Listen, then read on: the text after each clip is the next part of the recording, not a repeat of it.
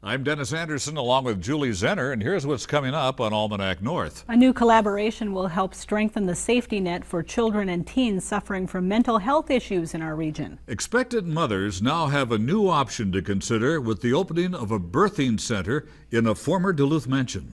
And we'll have the latest business news and a Newsfile story from a quarter century ago. These stories and more straight ahead on Almanac North.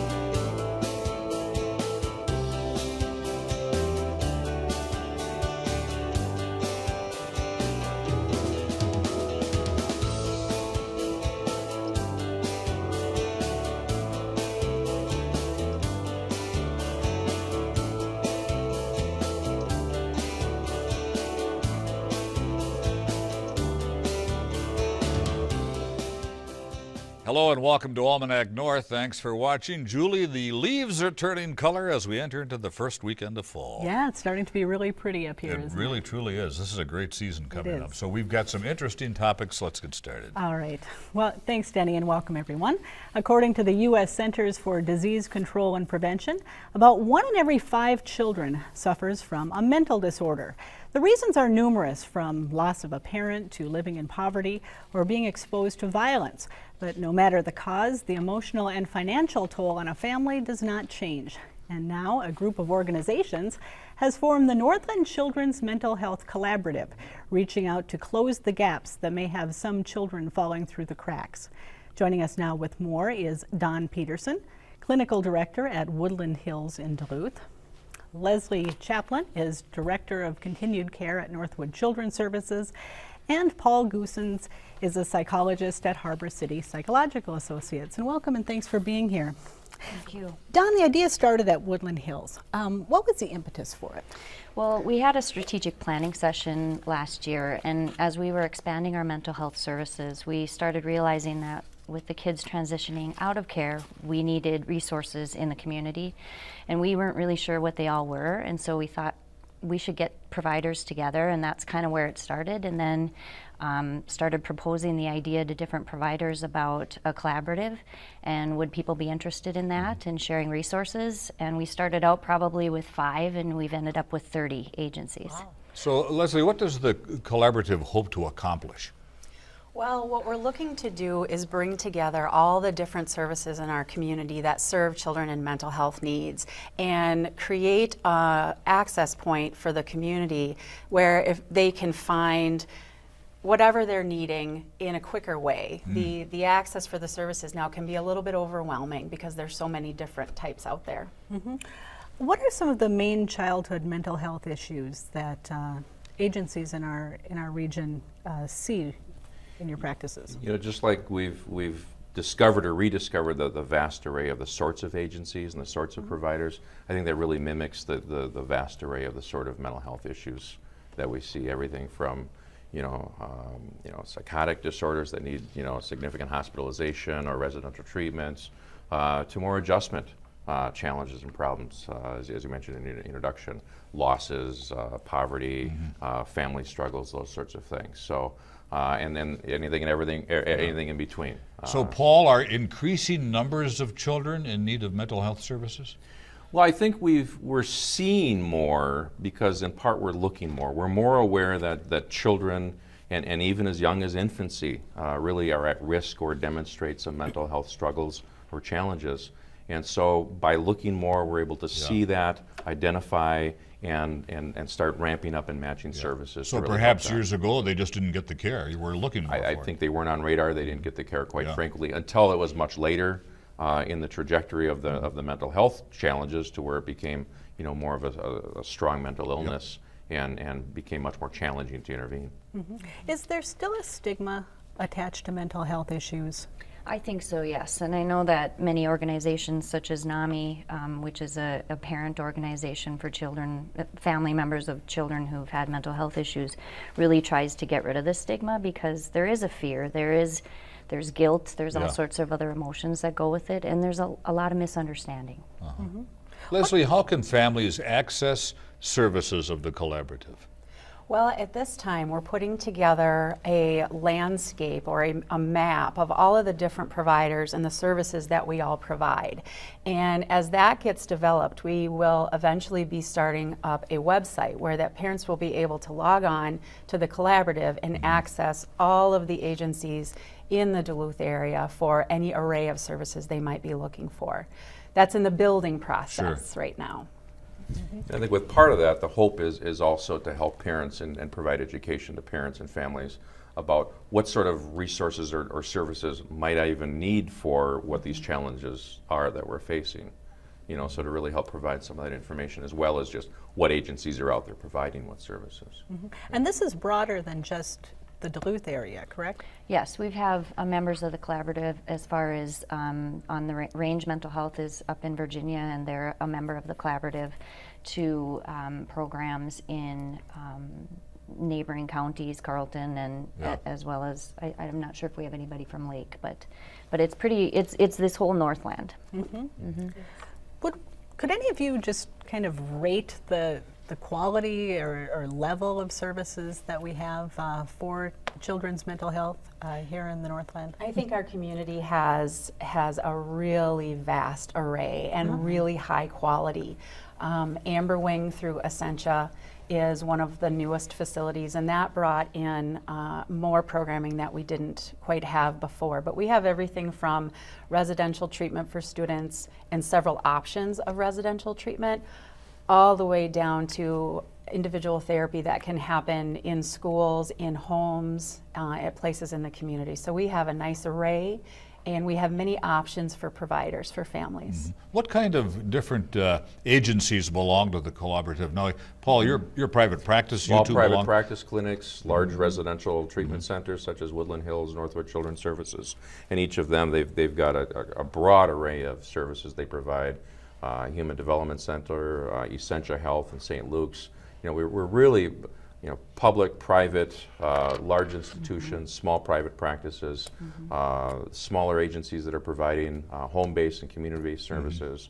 It's been somewhat dizzying, even for me. I've been in the community for some time, to continue to learn about those services that are out there. One of the things we're doing with our meetings is rotating them to different sites and different agencies so that the providers get to learn more about each other. Could or would one agency help another if the need be?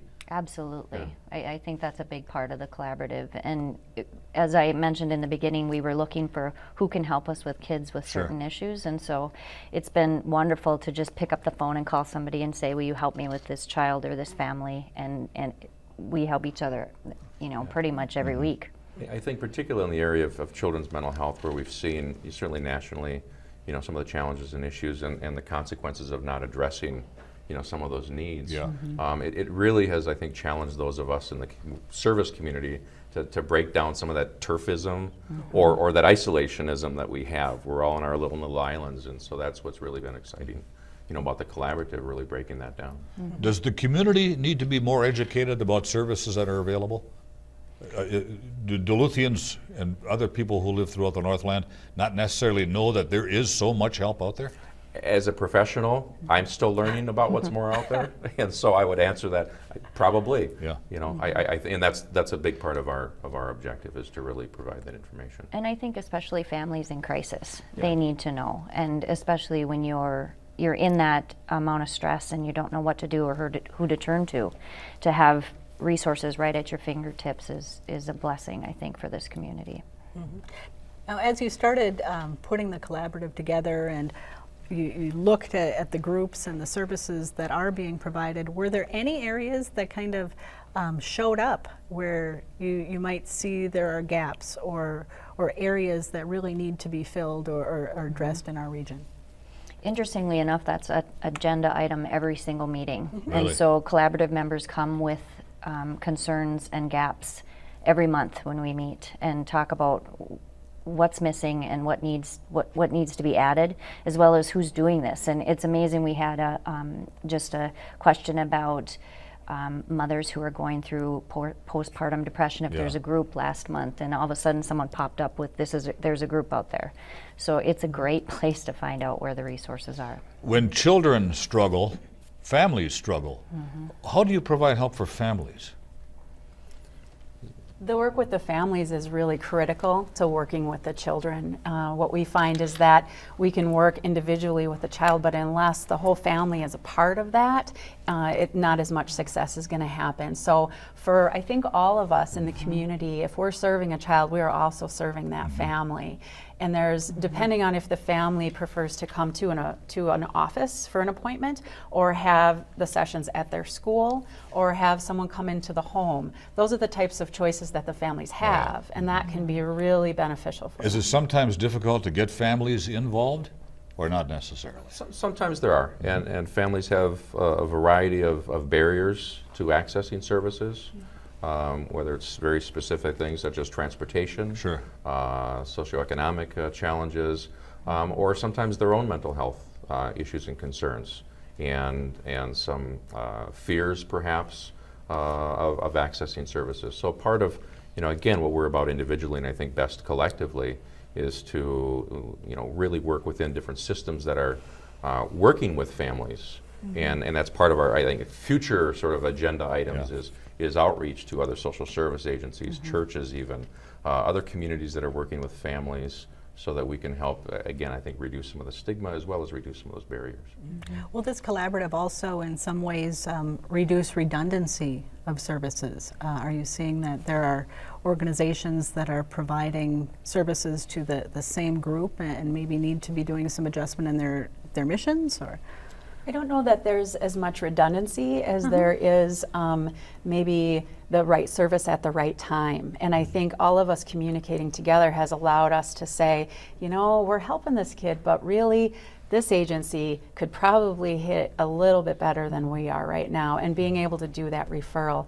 Because most of our services are funded through insurance companies, they kind of prevent any redundancies from happening with a specific individual. Are there gaps in services? You wish you could do more in certain areas? Or? Always gaps in services. right. That is definitely our goal, is to look at the full continuum of services for families and for children.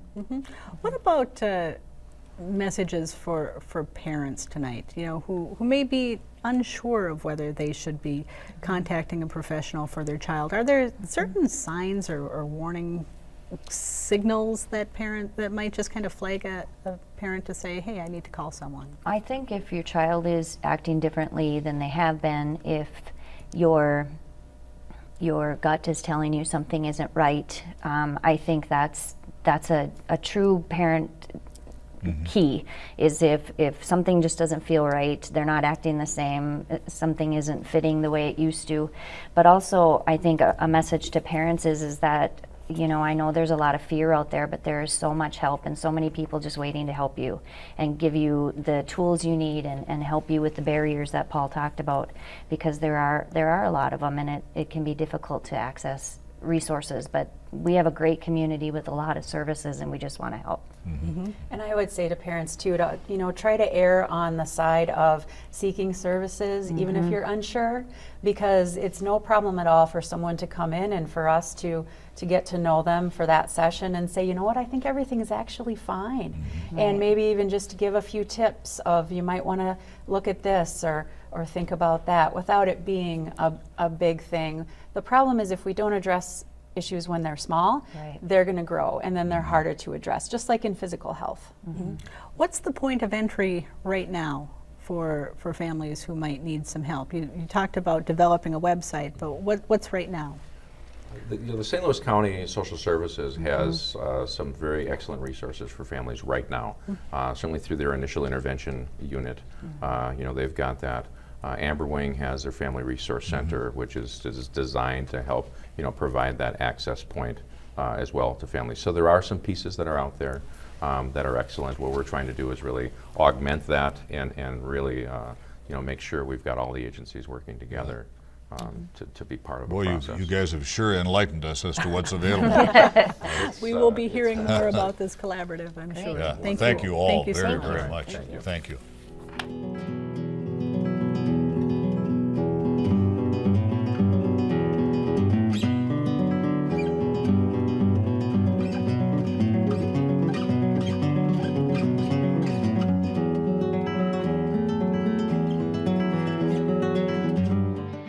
Now, let's dig into our news file archive for a look at what was making news 25 years ago this week.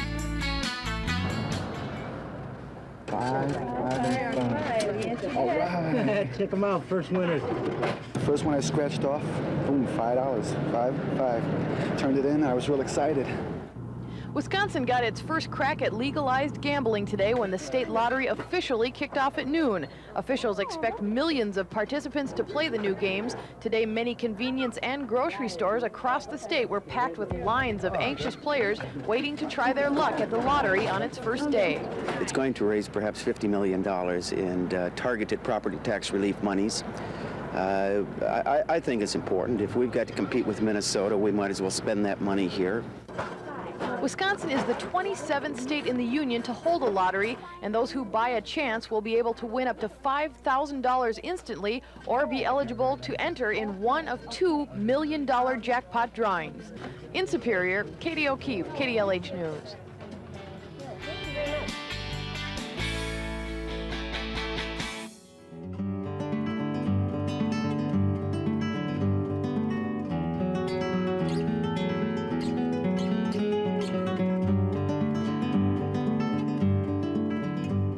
There is a new option in Duluth for expectant mothers who want a home-style setting for the birth of their baby. Now, before this, your choice was to either have the baby in the hospital or hire a midwife to come to your home for the delivery. But birthing centers have been growing in popularity in the U.S., and now one is opening in Duluth. And here to tell us more is Paula Bernini Feigal, owner of Morning Star Women's Health and Birth Center in Duluth. Paula, thank you so very much for being here. Why would a mom, expectant mom, choose a birthing center over a traditional hospital? Well, I think moms who choose a birthing center are looking for a more personalized care experience, a more comfortable and familiar environment in which to receive that care and to give birth. So it's a home-like atmosphere in the birthing center. Yes, it is. Talk about how it's a different experience. You know, what makes it more comfortable? What makes it more homey for a woman? Well, first, the environment itself is a modified home, so it's very comfortable. Because women come there each month for their prenatal visits, and then more frequently as prenatal visits increase in frequency at the end of pregnancy, it becomes more familiar. And they're always seeing the same small group of care providers. So they're comfortable, they're familiar, they're well known by our small staff, and we really do develop a personal relationship with our families. So when a mom comes to the birth center in labor, she's greeted and received by those same familiar care providers. She's not receiving care at any point during her labor from providers that she has not already had a chance to meet. Paula, some of our viewers might be asking if midwives are trained, and how are they trained? Midwives are trained. We're licensed healthcare providers. We employ certified professional midwives, and I am a certified professional midwife. So there is some schooling. Yes, there's some schooling. There's a extensive residency internship program, lots of clinical hours, lots of birth care experience, and CPMs in particular are required to train largely in the out-of-hospital setting. We also employ nurse midwives. Nurse midwives have a preliminary background in nursing, and then they go on to specialize in the field of midwifery. I was surprised to learn as I was reading today that men can be midwives. Yes. Will you have any male midwives at your facility? Well, they're very uncommon, but no one's applied. no males have applied.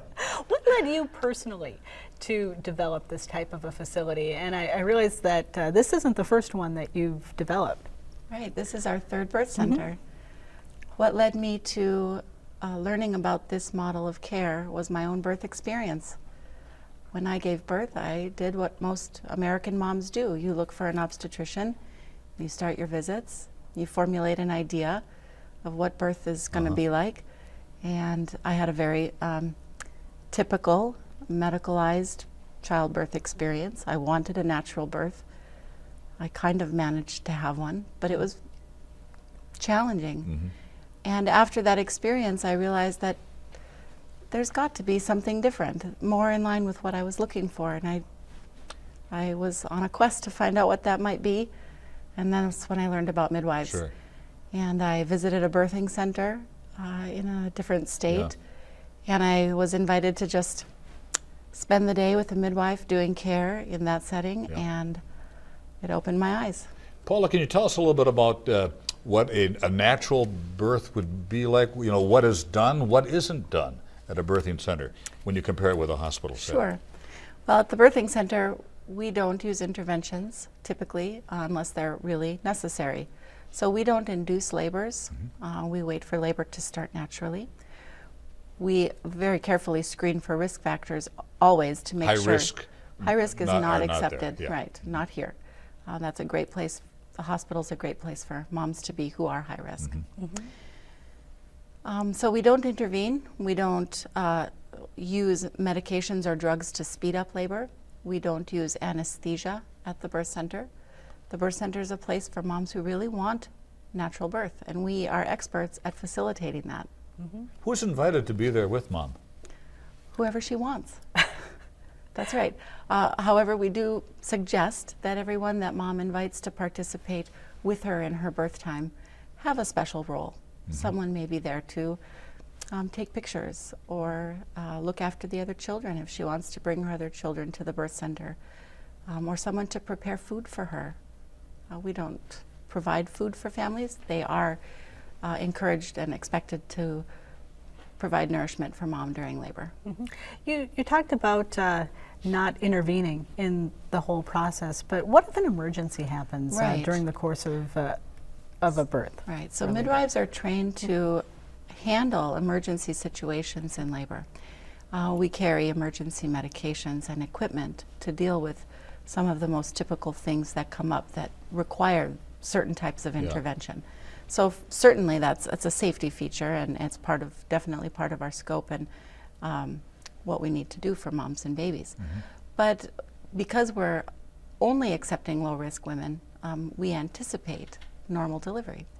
If labor becomes not normal, or something is developing that we see as veering outside of the parameters of normal, that's when we rely on our collaborative agreements and good working relationship with area hospitals to get that mom transitioned to the hospital so she can continue to receive that higher level of medical care that she needs. Do you provide prenatal care? And if so, how soon before the birth might that start? Women come to us to have a pregnancy test. Oh. So yes, we do provide prenatal care, sure. and sometimes women learn about us later in their pregnancies, and they choose to transfer their care later in their pregnancies. And that's fine too, as long as she's had good prenatal care and she's low risk. Let's talk about the facility itself, because I'm sure people are interested in seeing what's inside, and we have some video of it. So, so talk about the house that you found and what you've done to it.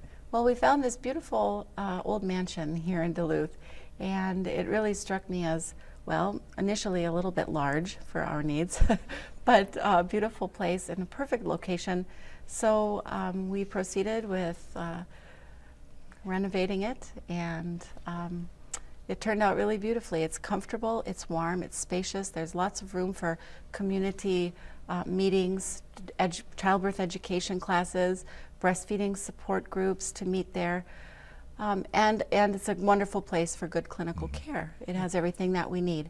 We renovated the second floor to include the 3 birthing suites. Each suite has its own deep pool or tub for water labor and labor support and water birth. We do attend water births. Lots of women just love the water for their labor, and there's room for family members to be in there. There's a family lounge so that family members who come to be with the mom during labor have a separate space where they can just relax and watch TV or play some games. Someone may be asking, do you accept insurance? Oh, absolutely. Okay. Most insurance companies cover birth center care. Would this be more costly than a hospital setting? No, less it's about costly? a third of the cost. About a third of the cost. We're talking a few thousand? No, we're talking about $8,000 to $10,000, sure. which is about a third of the cost. Yeah, okay. It's been a long time since been a while, we've had children. So. Well, You also have an open house where we've got do. just a little bit of time. Okay. Tell us about that. the open house, our public grand opening is this Sunday, September 22nd, from 1 to 4 in the afternoon. Everybody's welcome to come and tour the space and meet our staff and say hello. And the address is? The address is 1730 East Superior Street. All right, Right, Paula, right next to St. Paul's Episcopal Church. very interesting discussion. Thank you very much. Thank you. Appreciate you coming in. All right. Thank you.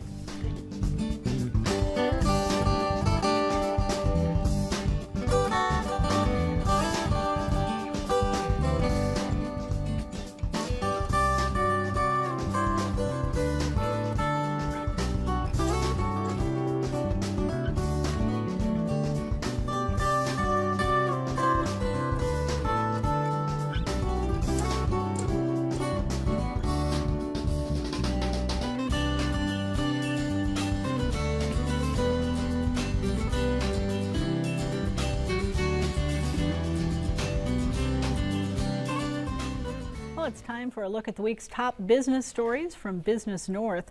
There's concern over the future of Boise's International Falls Pulp and Paper Mill, with news that the company is being bought by Packaging Corporation of America.